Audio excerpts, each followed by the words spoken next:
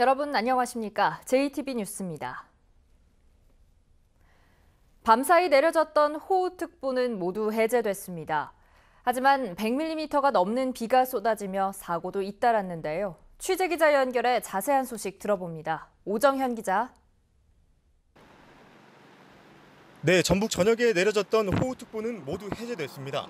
쏟아지는 호우에 사고도 잇따랐지만 다행히 큰 피해로 이어지진 않았습니다. 새벽 5시쯤 군산시 대하면 한 도로가에서 5m 높이의 가로수가 거센 비바람을 이기지 못하고 인도 쪽으로 쓰러졌고 새벽 2시 반 익산의 한 고등학교에선 담벼락 40m가량이 무너져 현재까지 복구 중입니다. 두 사고 모두 지나는 사람이나 차량이 없어 다행히 인명피해는 발생하지 않았습니다. 어젯밤 10시 45분쯤엔 익산시 왕국면의 한 축사에서 63살 정모 씨가 빗물 감전으로 추정되는 사고로 숨졌습니다. 완주군 경천면 용국리에선 농경지 1000제곱미터가량이 빗물에 잠기기도 했습니다. 간밤에 가장 많은 비가 내린 곳은 완주입니다. 현재까지 125.5mm가 내렸고 익산 122, 김제 120, 진안 118.5, 전주는 94.7mm입니다.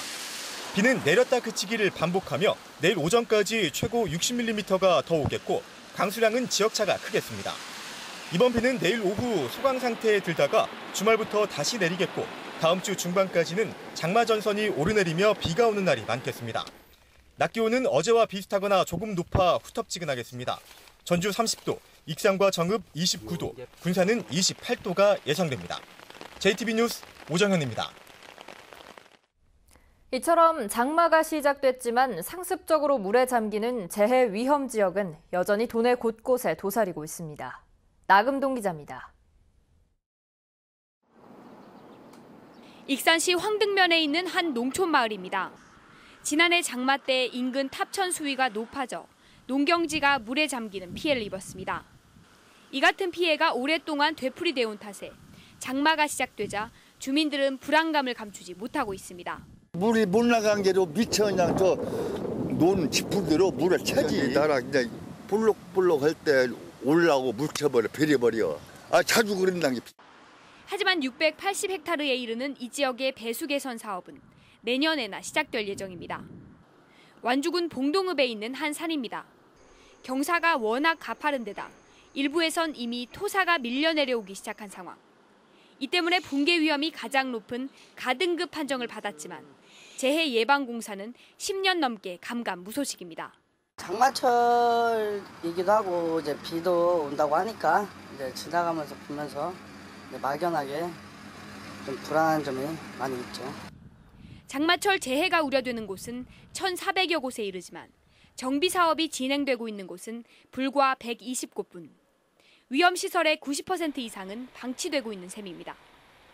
본격적인 장마철이 시작됐지만 재해 위험 지역 정비는 더디기만 해 수해 우려가 커지고 있습니다. JTB 뉴스 나금동입니다. 시각장애인연합회 군산시지회가 수년 동안 직원들에게 갑질을 했다는 주장이 제기됐습니다. 김장철엔 김치를 담그게 하고 본래 업무가 아닌 여러 행사에 동원하는가 하면 CCTV로 직원들을 감시까지 했다는 겁니다. 주혜인 기자입니다. 갑질을 중단하라. 군산의 시각장애인 주간보호센터와 이동지원센터 직원들이 시각장애인연합회 군산지회에 갑질을 폭로하고 나섰습니다. 센터 직원들은 2014년 장모 씨가 지회장으로 임명되면서 갑질이 시작됐다고 말했습니다.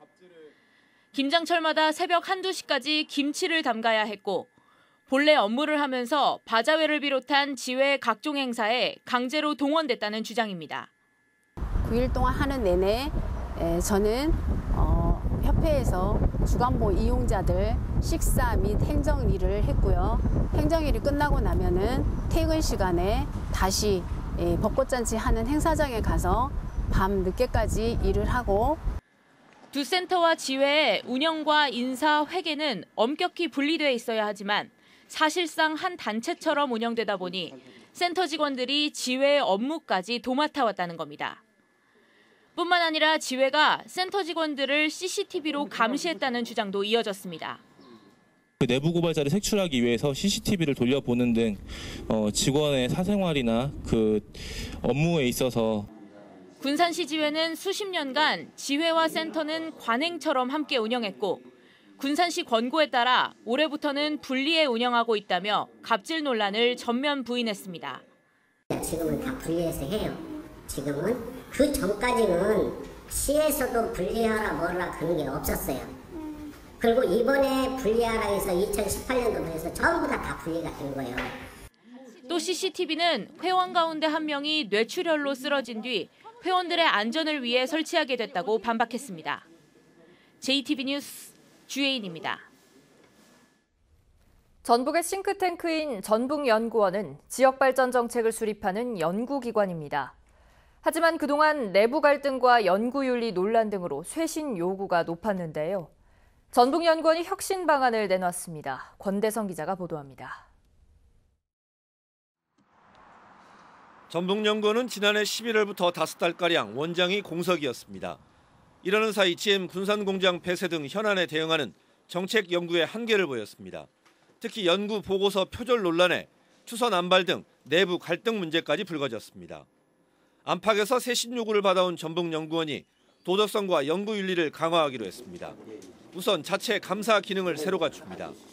최종 연구 보고서나 논문은 물론 연구과제 기획 단계부터 유사성을 따져 표절 소지를 줄이고 연구윤리 의식을 높이기로 했습니다. 표절이 있는지 없는지를 과정에서 체크를 해서 스스로 그것을 조정하고 내용을 보완할 수 있도록 앞 단계에서부터 이제 결과까지 그 체계를 이렇게 만들고요. 연구조직은 6개에서 3개로 통폐합해 협업 연구 체계를 갖추기로 했습니다. 의사결정기구는 단일화하는 대신 참여폭을 넓혀 내부 소통을 강화합니다. 주로 간부들이 해왔던 거에서 확대해서 직급 직종별로 각계 대표가 모두 참여하는 그런 의사결정기구로 운영을 하겠습니다. 전북연구원은 민간기업에서 들여온 양 중심의 성과관리와 평가 체계를 바꿔 창의적인 연구 역량을 높이기로 했습니다. 또한 본연의 역할과 거리가 멀다는 논란이 있는 평생교육진흥원 운영 등 수탁사업도 전라북도와 협의를 거쳐 폐지 여부를 결정하기로 했습니다. JTB 뉴스 권대성입니다. 전북의 미세먼지 농도는 다른 지역에 비해 상대적으로 높은 것으로 나타나고 있는데요. 전라북도가 2023년까지 3천억 원 이상을 투자해 초미세먼지 농도를 30% 낮추기로 했습니다. 보도에 송창용 기자입니다.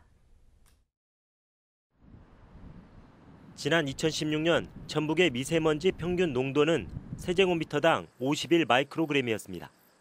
전국 17개 시도에서 경기에 이어 두 번째로 높았습니다. 초미세먼지의 농도가 나쁨을 보인 날은 36일로 전국에서 가장 많았습니다. 전라북도가 미세먼지를 줄이기 위한 종합대책을 내놓았습니다. 정부 대책에 맞춰 2023년까지 도시숲 조성과 전기차 보급 등 24개 사업에 3,179억 원을 투자하기로 했습니다. 이를 통해 초미세먼지 평균 농도를 2016년에 비해 30% 개선된 21 마이크로그램까지 낮추기로 했습니다.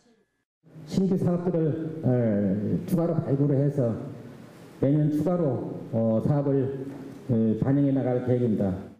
전라북도의 이번 대책에 대해 다양한 의견이 쏟아졌습니다. 전문가들은 전북에서 미세먼지에 관한 연구가 거의 이루어지지 않았기 때문에 대기오염물질 집중 측정소를 서둘러 설치해야 한다고 주장했습니다. 최근 10년간요, 어떤 그 미세먼지의 원인을 분석할 수 있는 데이터, 측정 데이터가 0이라고 보시면 됩니다. 하나도 없습니다. 또 이름뿐이 아닌 실효성 있는 조례를 제정해야 한다는 지적도 이어졌습니다. 전라북도 미세먼지에 관한 저감에 대한 여러 가지 좀 실효성 있는 조례를 만드는 일을 이 자리에서 먼저 좀 논의를 하고, 전라북도는 미세먼지 대책을 추진하는 동안 각계각층의 다양한 의견을 수렴해 대책을 수정, 보완해 나가겠다고 밝혔습니다. JTB 뉴스 송창용입니다. 소규모 자본으로 창업을 하는 이들에게 SNS, 즉 사회관계망 서비스는 이제 빼놓을 수 없는 마케팅 수단이 됐는데요. 요즘은 농촌에서도 이 같은 SNS를 창업에 접목하기 위한 시도가 진행되고 있습니다. 하원호 기자입니다. 중년 여성들이 스마트폰을 활용하는 마케팅 교육을 받고 있습니다. 순창군과 여성 새로 일하기 센터가 마련한 이 교육은 소자본 창업농들이 SNS에서 유통망을 구축하는 데 도움을 주기 위한 겁니다. 순창구는 이 프로그램이 농촌 여성들에게 6차 산업 등에 대한 온라인 홍보 기법을 전수하는 기회가 될 것으로 기대하고 있습니다. 우리 세대에서는 정말 그 SNS가 좀 새로울 수도 있는데 바꿔보니까 창업하는 데 큰 도움이 될 것 같습니다.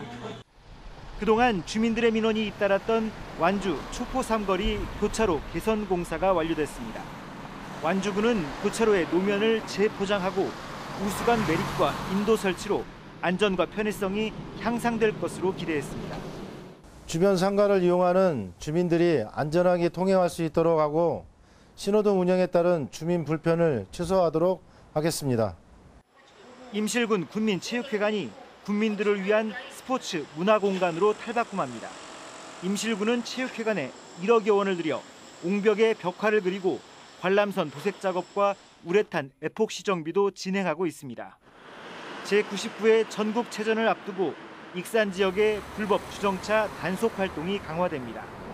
익산시는 교통질서를 확립하기 위해 그동안 60분이던 단속 유예 시간을 30분으로 단축하기로 하고 7월 한 달 계도를 거쳐 8월부터 시행하기로 했습니다.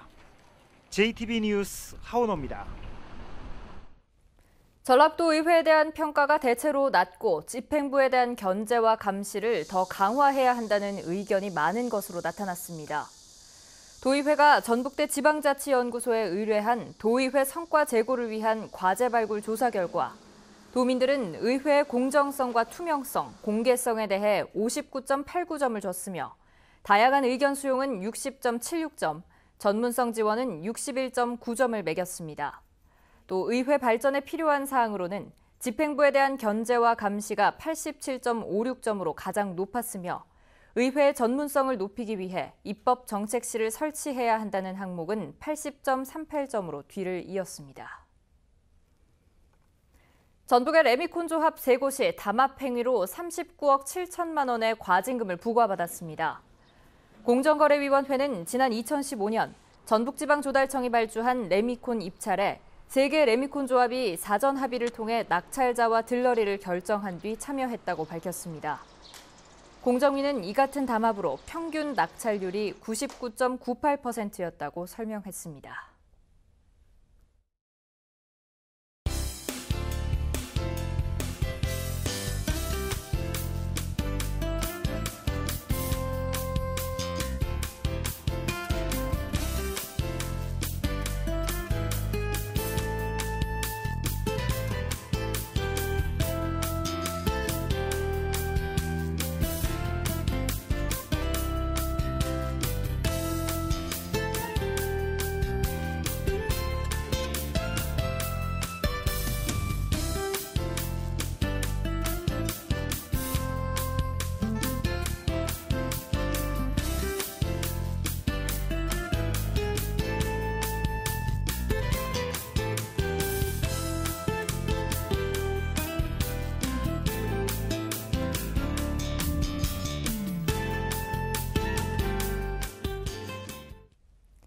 JTB 뉴스를 마칩니다. 함께해 주신 여러분 고맙습니다.